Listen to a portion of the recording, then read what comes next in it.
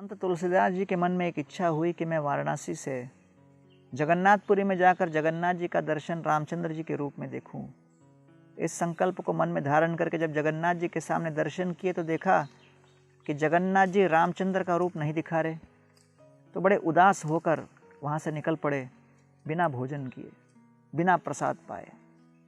और जाते जाते जगन्नाथ जी ने प्रेरित किया कि हनुमान जी उनको रोक लें। और हनुमान जी अथर नाला के पास आकर उनसे आग्रह करने लगे, प्रभु दर्शन करेंगे, दर्शन करेंगे, दर्शन आपको मिलेगा, कृपा करके आप जाइए। लेकिन वो वहाँ से निकल पड़े। कुछ दूर जाकर विश्राम करने लगे। स्वप्न में भगवान जगन्नाथ प्रकट हुए। जगन्नाथ जी को महालक्ष्मी जी कह रही थी कि देखिए, ये नियम है कि जो भी यहाँ आए वो भोजन करके अवश्य जाए। जो भी यहाँ जगन्नाथपुरी में आए महाप्रसाद अवशेष प्राप्त करके जाए। कृपा करके आप स्वयं तुलसीदास जी को आप महाप्रसाद खिलाइए, अन्यथा अच्छा नहीं लगता कि हमारे यहाँ आए और बिना महाप्रसाद के गए।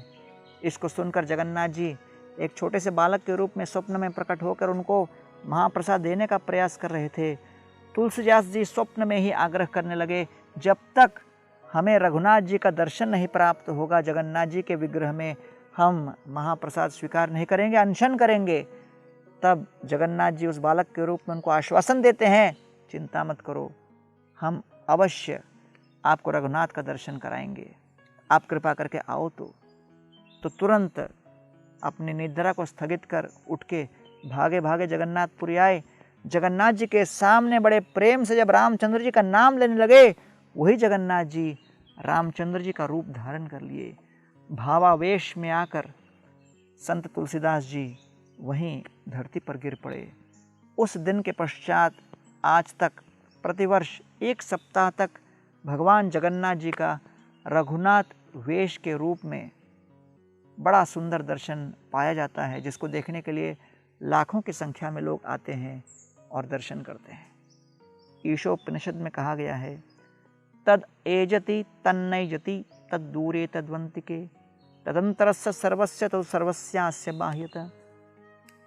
भगवान कभी चलते हैं, कभी नहीं चलते हैं, पास हैं, कभी दूर हैं, कभी अंदर हैं, कभी बाहर हैं। भगवान अपनी शक्तियों के माध्यम से सर्वव्यापी हैं। भगवान की इच्छा सर्वशक्तिशाली है, निरपेक्ष है। इसलिए हम भगवान को अपने चर्म चक्षुओं से और क्षुद्र बुद्धि से नहीं समझ सकते। उनके दिव्य ऊर्जाओं को समझने के लिए उनकी कृपा प्राप्त करना आवश्यक है। तब हम जान सकते हैं कि भगवान अपने अनंत कोटि भक्तों के साथ व्यक्तिगत रूप से आदान प्रदान करने में भी सक्षम होते हैं। इसलिए हमें चाहिए कि अपने जीवन में हम उनका सेवन करें, उनका स्मरण करें और उनके साथ आदान प्रदान करें।